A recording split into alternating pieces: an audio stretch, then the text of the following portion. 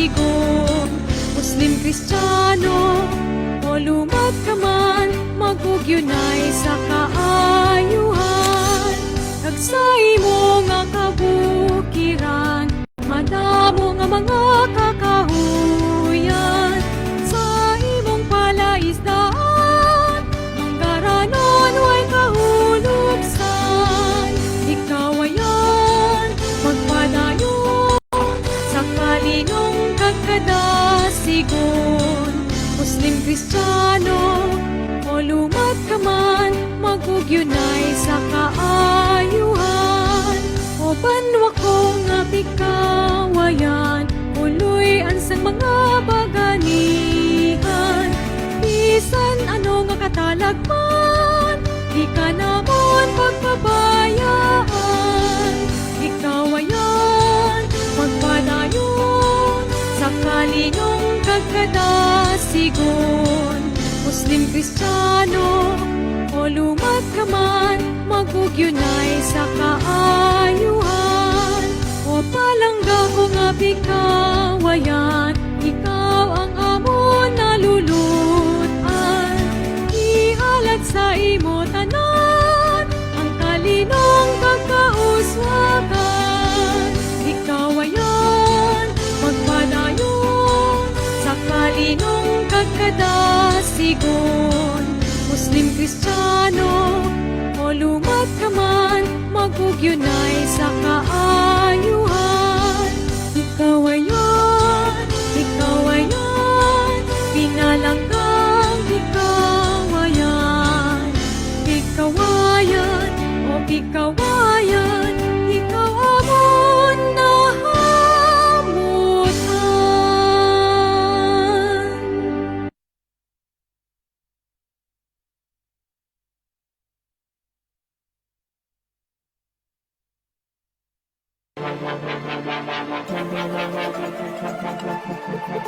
Tinig ng Diyos at Bayan, tagapaghatid ng mga nagbabagang balita mula sa loob at labas ng bansa.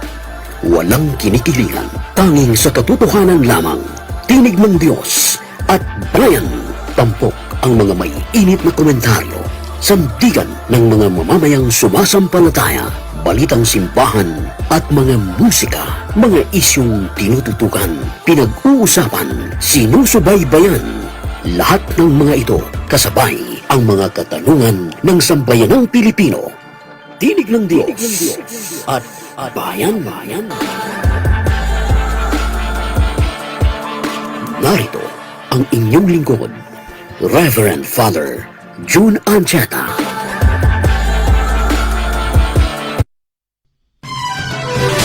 Ayan, isa-is po ang inyong orasan. Ganap na pong alas 9:45 na ng umaga Philippine Standard Time.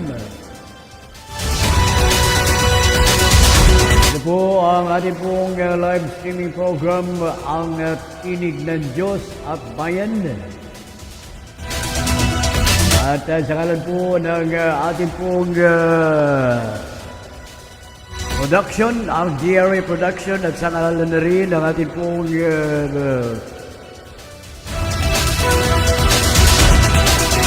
broadcast media technician na siyang nag-install at nangunguna sa ating pong broadcast ngayong umaga. Alayon na rin ang ating pong mga segment producer. Ito po ang inyong kagabay, Taglipayano, Reverend Father June Ancheta, na muling nagpupugay sa inyo. Samahan niyo po ako sa isang oras na pagtatanghal sa ating pong programang Tinig ng Diyos at Bayan.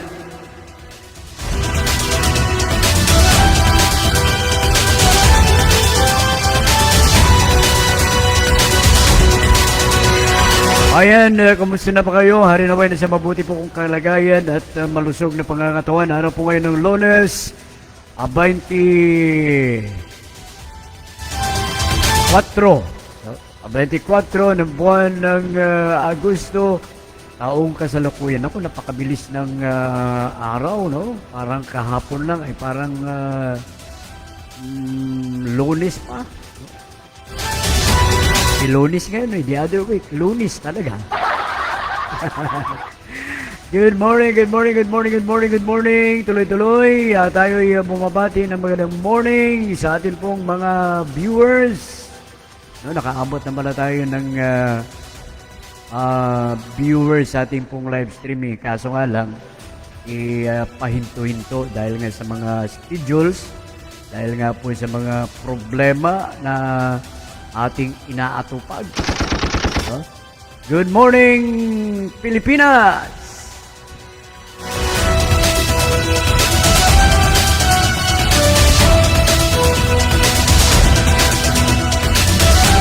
Good morning, Visayas.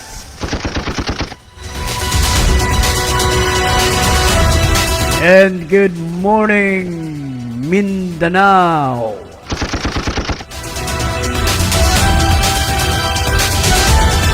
Magandang morning sa ating pong mga kapatid na mga parokyano sa buong diocese ng Coronadal. Magandang morning din sa ating pong ama ng ating diocese, the Right Reverend John Marie Neri.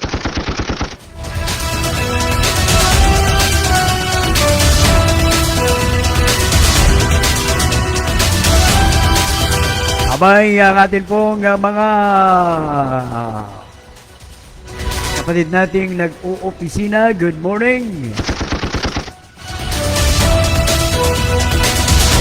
Dahil araw po ngayon ng tawag nito, araw ng Lunes, ano? Nakabinbin, maraming nakatambak na mga gawain dyan sa ating mga opisina. Nagkakanda buhol-buhol.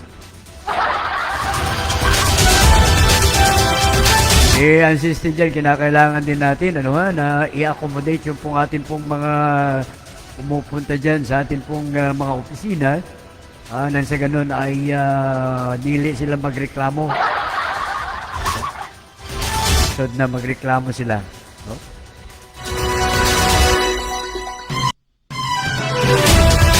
Good morning, good morning, good morning, good morning, good morning, South Central Mindanao.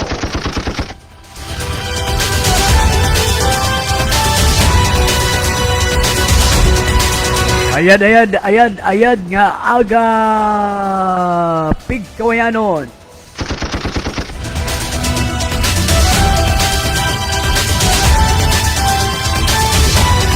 Babago po dyan mga kababayan ay atin munang ibaling ang atin pong pagtuunan ng ating pong pansin upang idulog po natin ang lahat ng mga gawain natin sa mga oras na ito. At ating ibigay sa Panginoon sa pamamagitan po ng ating pong panalangin. Sa pangalan ng Ama, Anak, at ang Espiritu Santo.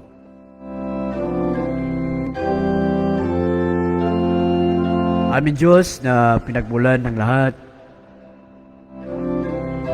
Salamat Panginoon sa umagang iyong ipinagkatiwala.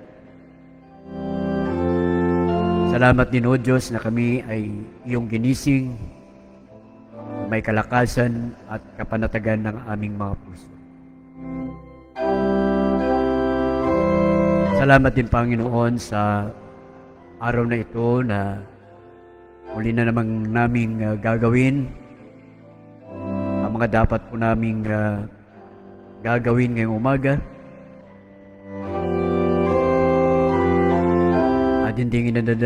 Amin ding idinadalangin Panginoon ang lahat ng mga parokyano ng buong diocese ng Coronadal at iba pang mga dioceses. Ako po ng Mindanao Bishop Conference. Amin ding idinadalangin ang lahat ng mga obispo, lahat ng mga dioceses. Ganon din o Diyos ang lahat ng mga klero. Naway magpapatuloy kami maging masigla para sa aming misyon, masigla sa aming gawain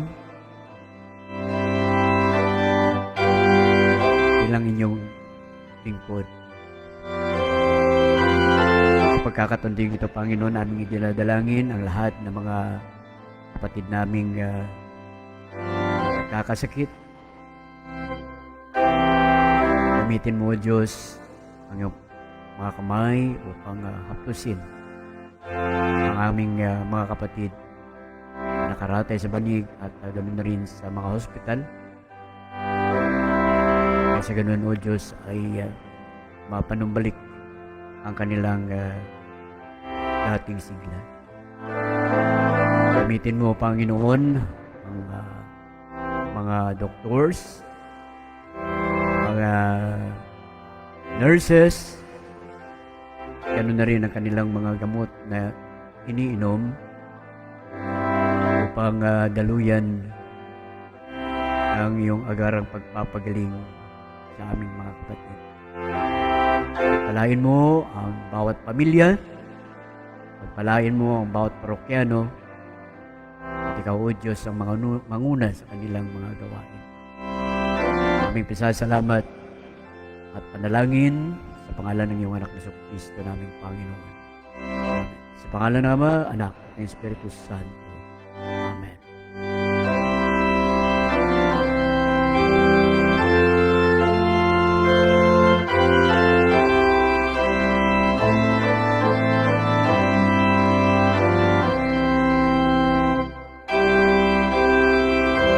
Bayan, isayos po ang inyong orasan. Ganap na pong alas 9:54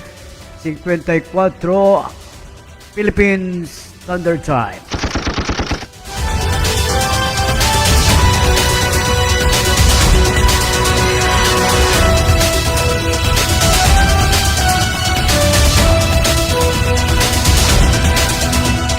Ayan, tuloy-tuloy sa atin pong live streaming program. Tayo po ay naka-hook up sa atin pong official YouTube channel at atin pong Facebook page. Good morning sa lahat. Sa ating binabati ang lahat ng mga nakaantabay sa atin pong live streaming program. Abay, malapit na pala, ano ha? Ang eleksyon, no? Sa BARM, no?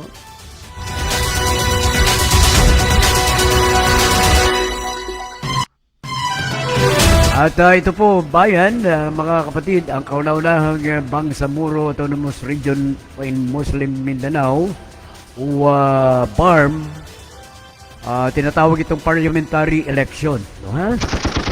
Ito ay opisyal na itatakda sa 14, no? 14 yata. Sa buwan ng Setyembre, taong kasalukuyan, sa ilalim ng Republic Act,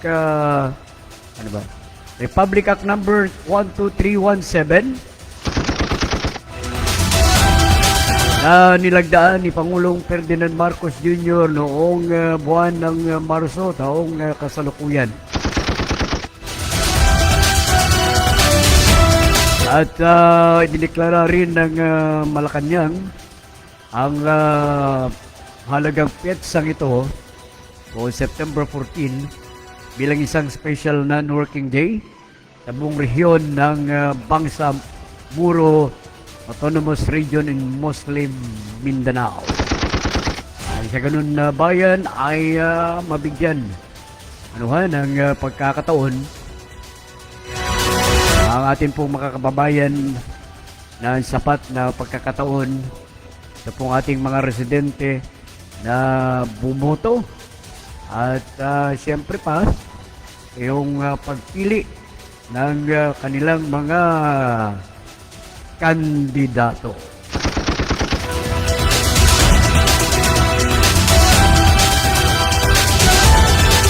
Ayan po, gaganapin sa kalawang Lunes, September 14, 2026, matapos ang lang ulit, no? Paulit-ulit, no?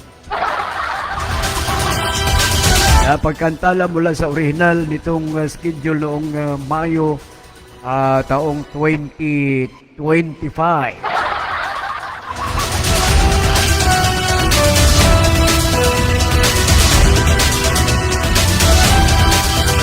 Ayan, bakit naantala o nabalam o na cancel? No?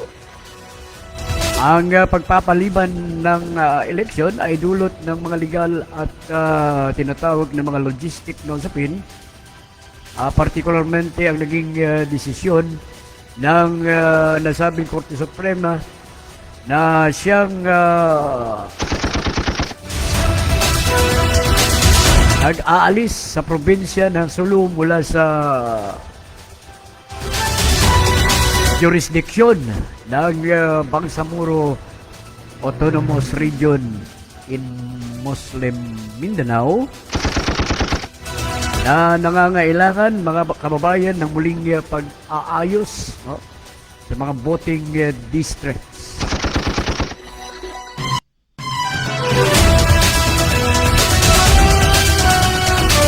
Ibig sabihin, mananatili muna ang Bangsamoro Transition Authority o BTA bilang pansamantalang pamahalaan hanggang sa makapili na ng bagong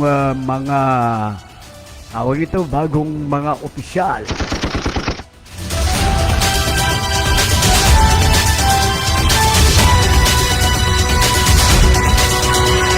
Ngayon ay patuloy ng nagbibigay panahon ang isang inaigting no, na seguridad at paghahanda ang Commission on Election. Maging inilabas bayan ng COMELEC ang itong tinatawag na classification ng mga area o lugar batay sa tinatawag na mga pagbabanta sa seguridad upang masiguro ang mapayapang botohan.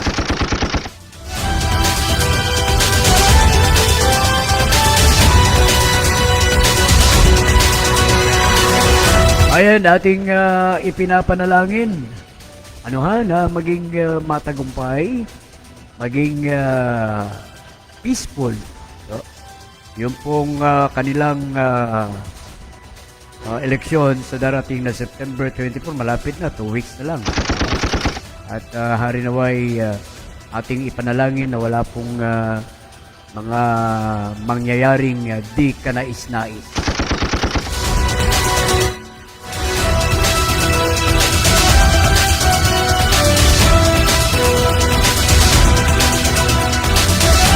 Good morning, mga kapatid. Good morning, mga kaaglipayano.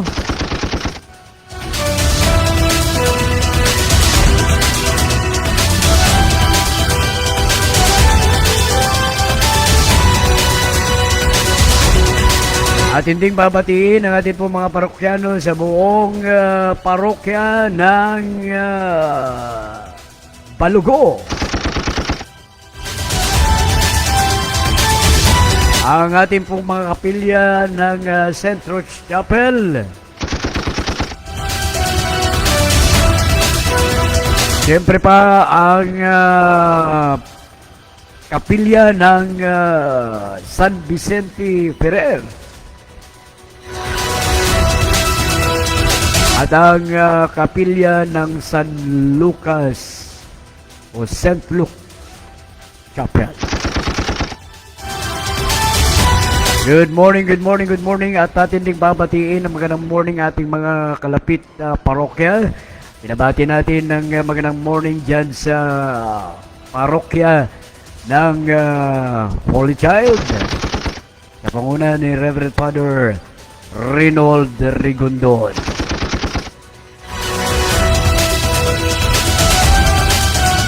Diyan din sa bayan ng Agriculture, Midsayap, Cotabato. Ang ating pong parokya dyan sa parokya ng Agriculture, binabati natin ang kanilang administrator dyan, si Deacon Mariano Calfoporo.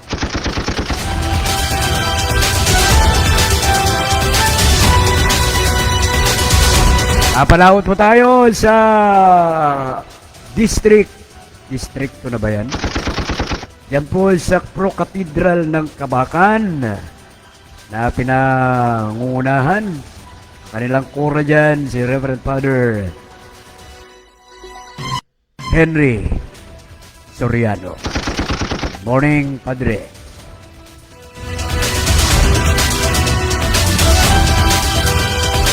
Bayan, gaya ng sinabi ko kanina at ating ipanalangin, yun pong atin pong mga kapatid sa kanilang pagsasagawa ng isang halalan, no? Sa May May 14, no? At harinaway ang Diyos ay manguna sa kanila at makapili sila ng isang leader, no? Nang sa ganoon ay makapag-plaster sila, no? I-plaster yun nila ang ilahang tinatawag na BARM o Bangsamoro Autonomous Region in Muslim Mindanao.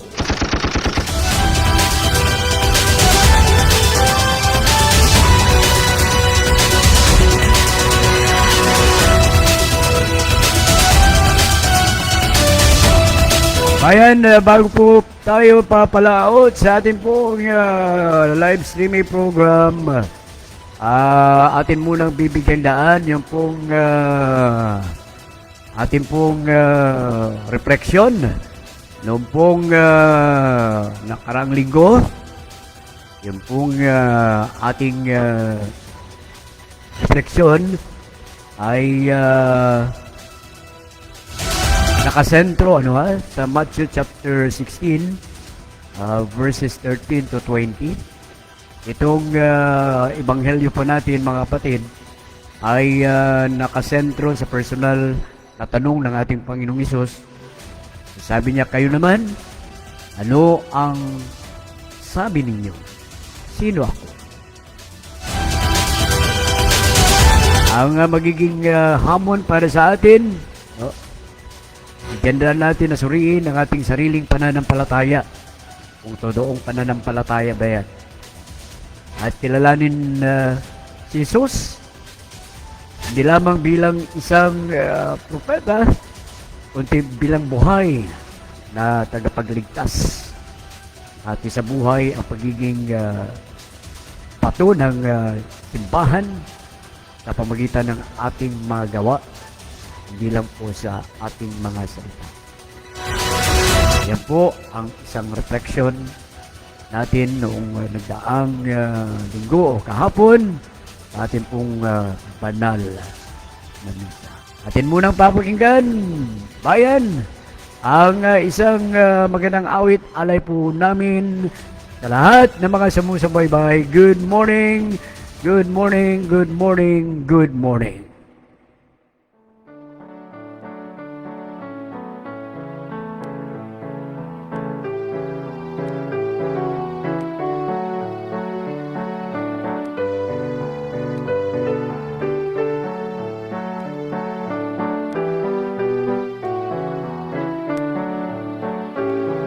Isang pananampalataya, isang pagbibinyag, isang Panginoon, ang tingin nating lahat. Habilin ni Jesus noong siya'y lumisan. Tayo ay magkatipon sa pagmamahalan. Isang pananampalataya, isang pagbibinyag, isang Panginoon, ang pili nating lahat. Ama, pakinggan mo ang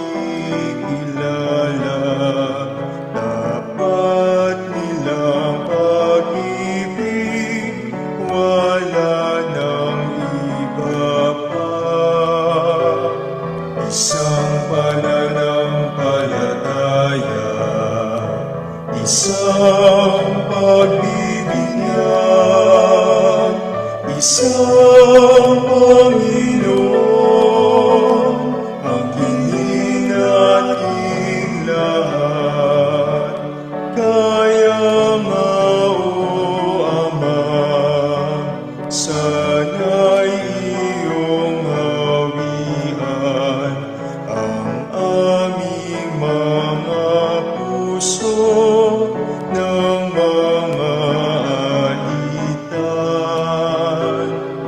Isang pananampalataya, isang pagbibiyak, isang Panginoon, ang piling nating lahat. Tingnig kanyang dugo sa ating inilingwang, ngayon ay sundan natin kanyang mga yakap. Isang pananampalataya, isang pagbibiyak, isang Panginoon, ang hindi nating lahat.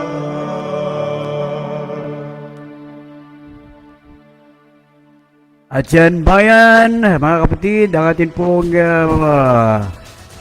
alay po namin sa inyo sa umagang ito, Lunes, 24 ng buwan ng Agosto, taong kasalukuyan.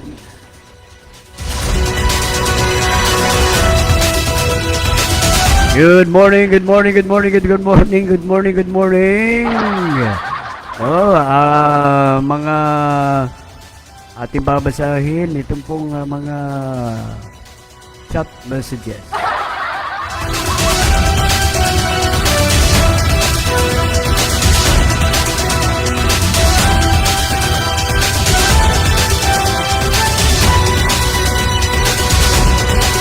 Ayan. Good morning sa inyo. No. Sa Malaysia. Father, good morning. Uy. Okay. Thank you, Pastor.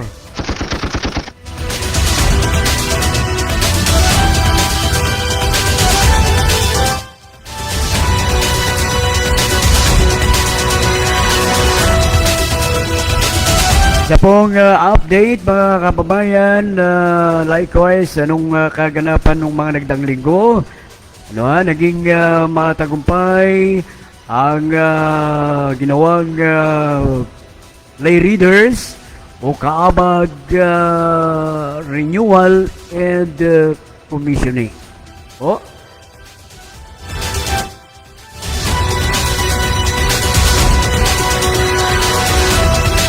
And we would like to express our gratitude at pagpapasalamat sa lahat ng mga 70 mga kaabag na matagumpay na natapos ang kanilang training o renewal, at the same time commissioning noong Agosto 20 at Agosto 21. At sa atin dito, tatlo din yung pong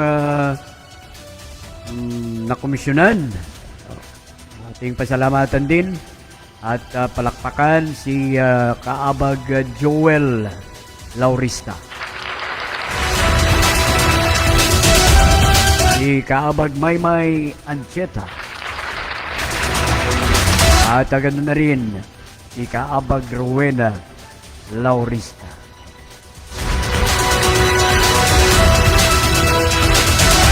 Ayan, palakpak. And thank you, lay readers, for your continuing dedication in proclaiming the Word of God and serving our church and the faith community.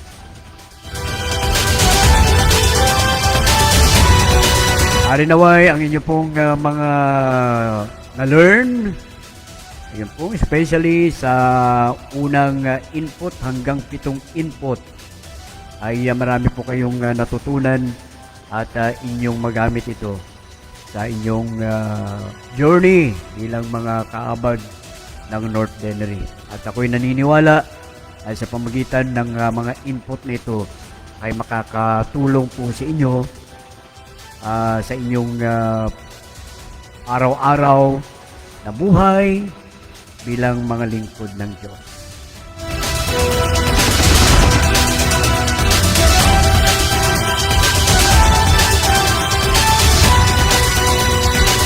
At gusto ko lang din pasalamatan sa ngalan po ng ating pong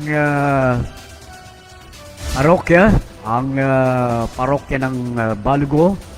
Our faith community is deeply grateful to the Cuenco family for their love and generosity. And your financial support for the repainting and renovation of our church altar, ensure our sanctuary remains a beautiful place of worship.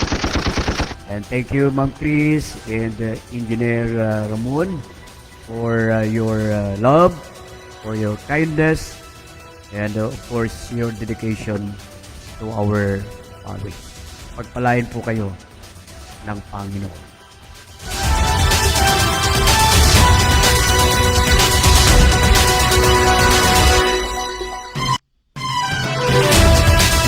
Ayan, alas 10:15 o alas 10:16 na ng umaga, Philippine Standard Time, and this time check was brought to you by Pure Drops Mineral Water and Refilling Station located at Hacienda Maria, Pigkawayan, Cotabato.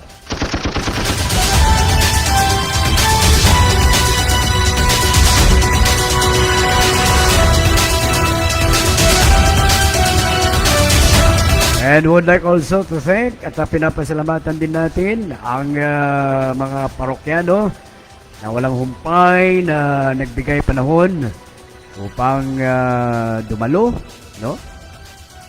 Sa atin pong pananambahan kahapon. Maraming salamat. And the reminders din sa lahat, no?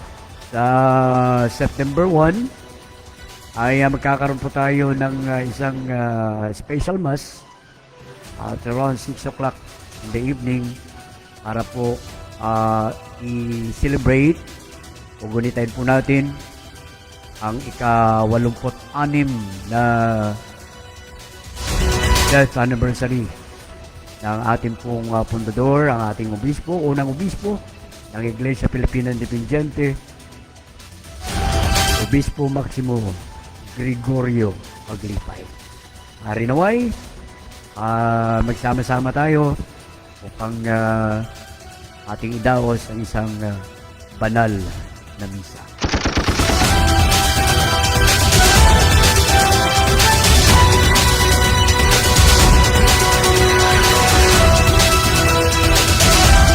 Good morning sa lahat na mga avid viewers po natin. Wala po tayong ilan na ba yung ating pong viewers? Tingnan nga natin, no? Tingnan natin. Wala pa tayong viewers. Wala pang viewers. Okay lang, no problem. Anyway, good morning sa lahat. Atin pong mga parokyano dyan sa Pigkawayan proper. Atin pong mga parokyano dyan sa may Bartiwan.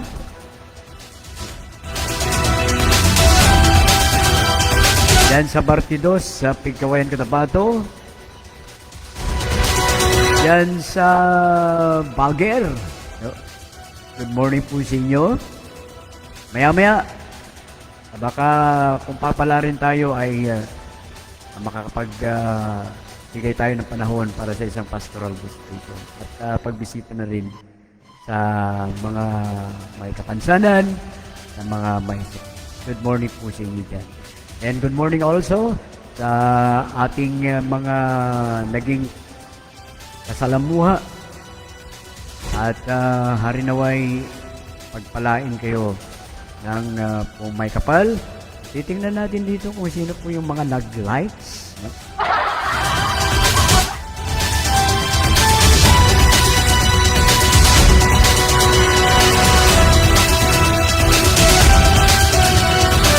Good morning, good morning. Uy, good morning nga pala sa lahat ng mga sa hotel ko. No?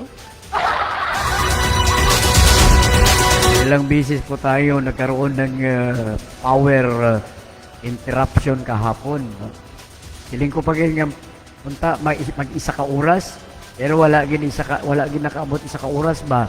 30 minutos lang yun. Ako gina siya gi orasan.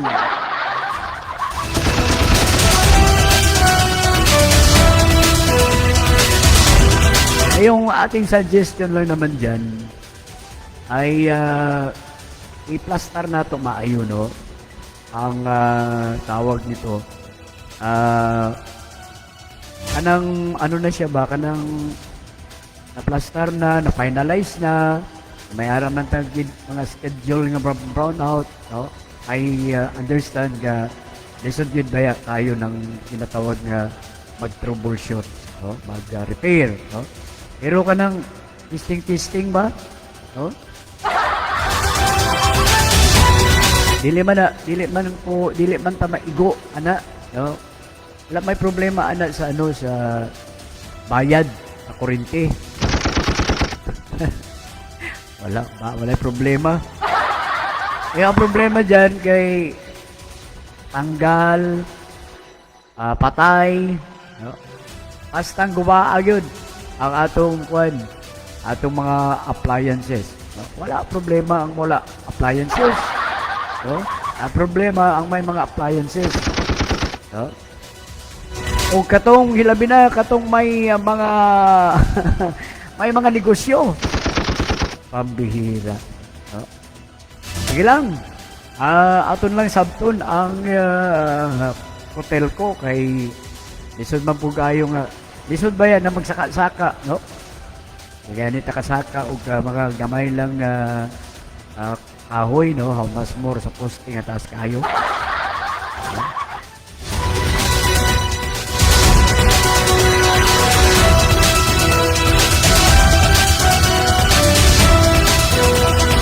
Walong minuto na lang po nalalabi bago sumapit ang alas 10:30 ng umaga. At maya-maya diyan po tayo tawag niyan, magtatapos sa ating pong live streaming program.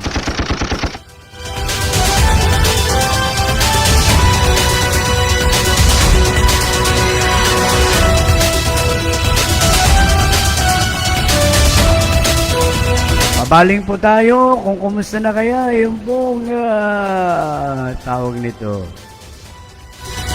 Nangyayari sa sa impeachment. No?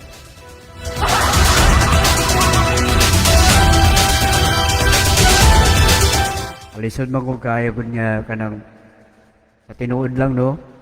Wala na gib ko katanaw, no? Sa hearing, no? Kuha na lang. Akong hulaton na lang ang ni. Akong hulaton na lang ang resulta para dili ko ma-stress.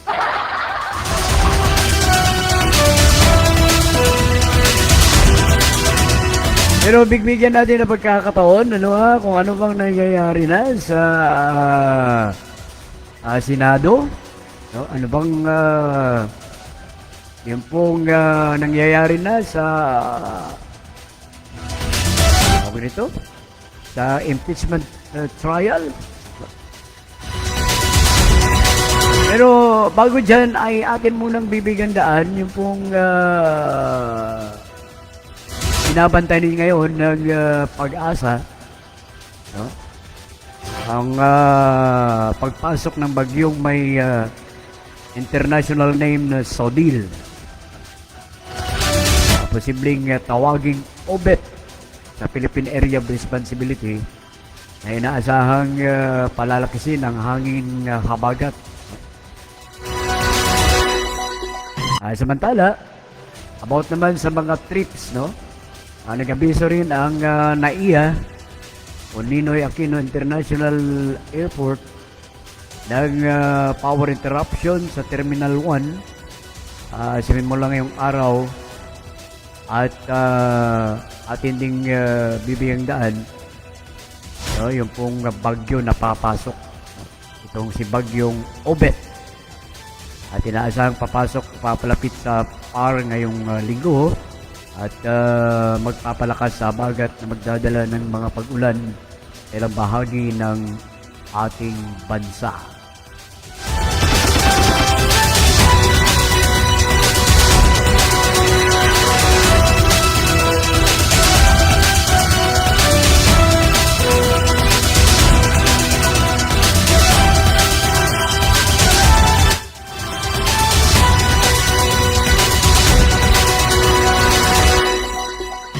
Oras, alas 10:25 na at alas 10:30 tayo na po magtatapos sa ating pong live streaming program. Bigyan muna natin itong isang balita, no?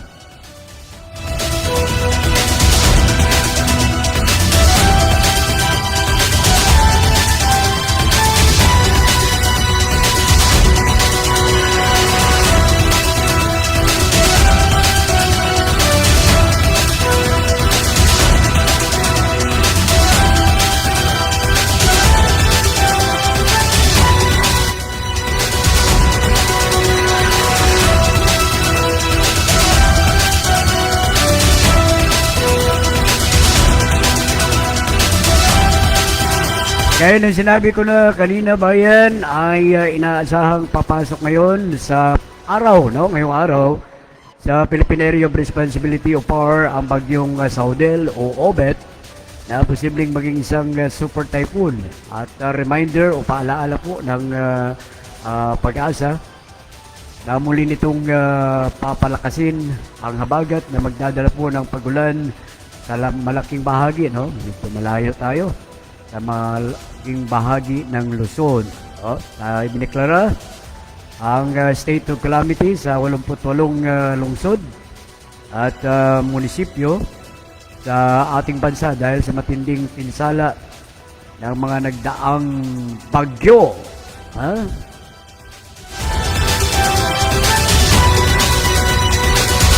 Tungkol naman sa ito pong impeachment trial, ika-17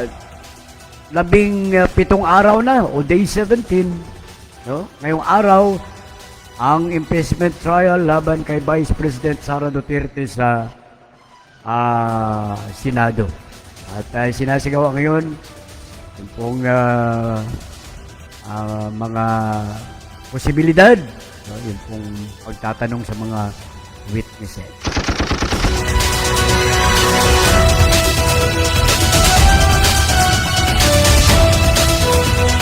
Bayan, 2 minuto lang pong lalalabi bago sumapit ang 10:30 in the morning at sa ngalan po ng JRA Production at sa ngalan na rin ng ating pong broadcast media technician, ating pong nag-install, ating pong broadcast, sa ngalan na rin ng ating segment producer, ito po ang inyong lingkod at kaglipayano Reverend Father June Ancheta.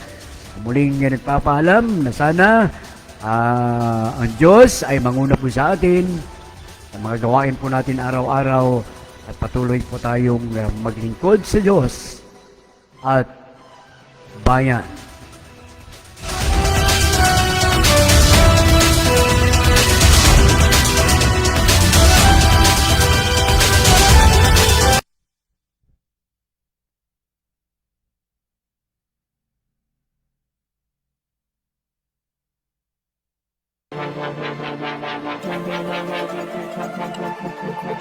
Tinig ng Diyos at Bayan.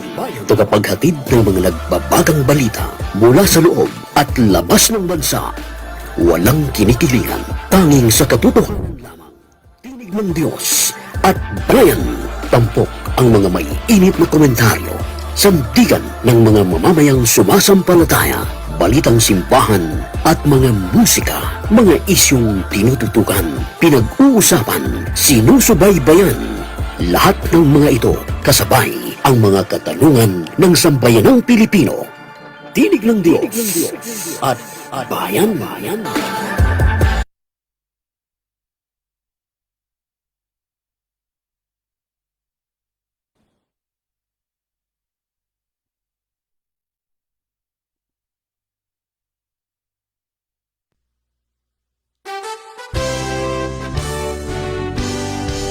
O katahong sang tikawayan, ginbuhat sang Diyos nga gamhanan. Maayo nga puloy-an, may malapad nga ulumayan. Ikawayan, magpadayon, sa kalinong kagkadasigon. Muslim, Kristiyano, o lumad ka man, magugyunay sa kaayuhan. Nagsay mo nga kabukiran, madamo nga mga kakahuyan. Sa imong palaisdaan, manggaranon way kahuluksan. Ikaw ayan, magpadayon, sa kalinong kagkadasigon. Muslim, Kristiyano, o lumad ka man, magugyunay sa kaayuhan. O banwa ko nga pikawayan, uloy ansang mga baganihan. Bisan ano nga katalagman, di ka namon pagpabayaan. Ikaw ayan, magpadayon, sa kalinong kagkadasigon. Muslim, Kristiyano, o lumad ka man, magugyunay sa kaayuhan. O palangga ko nga pikawayan, ikaw ang amon nalulutan. Ihalat sa imo tanan, ang talinong kagkauswagan. Ikaw ayan, magpadayon, sa kalinong kagkadasigon. Muslim, Kristiyano, o lumad ka man, magugyunay sa kaayuhan. Ikaw ayan, pinalanggang ikaw ayan. Ikaw ayan, o ikaw ayan,